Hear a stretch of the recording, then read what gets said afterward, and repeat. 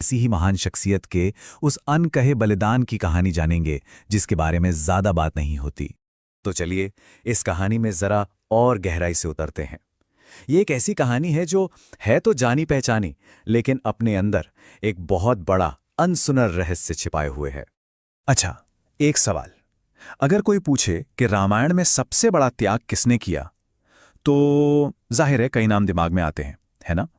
पर क्या हो अगर सबसे बड़ा त्याग वो हो जिसके बारे में सबसे कम बात की गई है? देखिए, राम, सीता, लक्ष्मण, इनके महान कार्यों के बारे में तो हम सब जानते हैं, लेकिन उन्हीं के बीच कुछ ऐसे किरदार भी थे जिनकी भूमिका कहानी के लिए बहुत जरूरी थी, फिर भी वो एक तरह से परछाई में ही रह गए। और यहीं पर ये जो मूक पात्र का कॉन्सेप्ट है वो सामने आता है। मूक पात्र मतलब साइलेंट कैरेक्टर्स। ये वो किरदार हैं जिनका योगदान तो बहुत बड़ा, बहुत गहरा था, लेकिन जिनका जिक्र ज्यादा होता नहीं है। और इन्हीं मूक पात्रों में से एक सबसे बड़ा नाम है उर्मिला का। तो आज उन्हीं की कहानी पर से पर्दा उठाते हैं। तो कौन थी उर्मिला?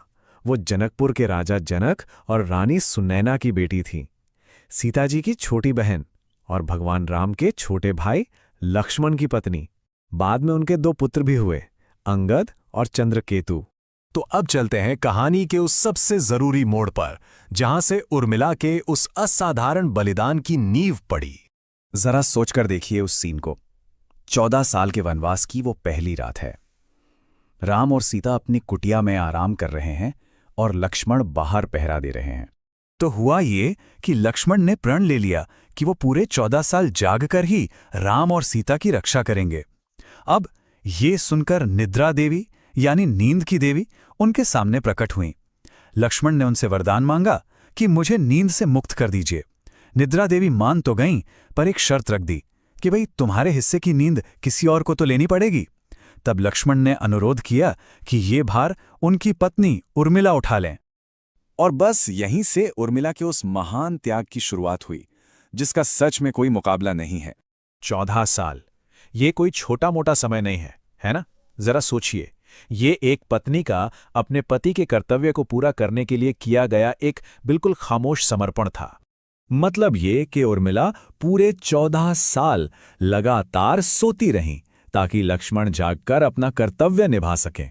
उन्हीं के सोने की वजह से लक्ष्मण बिना थके, बिना एक पल सोए अपने भाई और भाभी की सेवा कर पाएं। कह सकते हैं कि उर्मिला का त्याग ही असल में लक्ष्मण की शक्ति बना। पर बात सिर्फ सोने तक ही सीमित नहीं थी। उनके बलिदान का मतलब इससे कहीं ज्यादा गहरा है। चलिए देखते हैं कि उनके इस काम को इतना महत्वपूर्ण क्यों माना जाता है। उर्मिला को पतिव्रत धर्म का सबसे बड़ा प्रतीक माना जाता है। ये धर्म क्या है? ये एक पत्नी का कर्तव्य और उसकी भक्ति है कि वो अपने पति के सही रास्ते का साथ दे, चाहे उसकी कीमत कुछ भी चुकानी पड़े। और उर्मिला ने यह साबित कर दिया कि संकट के समय में पति के कर्तव्य का साथ देना ही सबसे बड़ा धर्म है, भले ही उसके लिए खुद को ही क्यों न मिटाना पड़े। और कमाल की बात देखिए, वो सो रही थीं पर उनका त्याग जाग रहा था। अयोध्या में उन्होंने अपनी सास सुमित्रा की देखभाल की। ये सुनिश्चित किया कि सुमित्रा को अपने बेटे लक्ष्मण की कमी बिल्कुल महसूस न हो। यही था उनका खामोश योगदान। और शायद इसीलिए कई ज्ञानी मानते हैं कि रामायण में उर्मिला का योगदान सीता जी के योगदान के बिल्कुल बराबर था। एक ने वन में रहकर संघर्ष किया तो दूसरी ने महल में रहकर वियोग और निद्रा का संघर्ष झेला। तो ये कहानी हमें एक बहुत बड़े सवाल पर लाकर छोड़ देती है कि क्या असली बलिदान, सबसे महान त्याग वही है जो चुपचाप किया जाए, बिना किसी पहचान की उम्मीद के?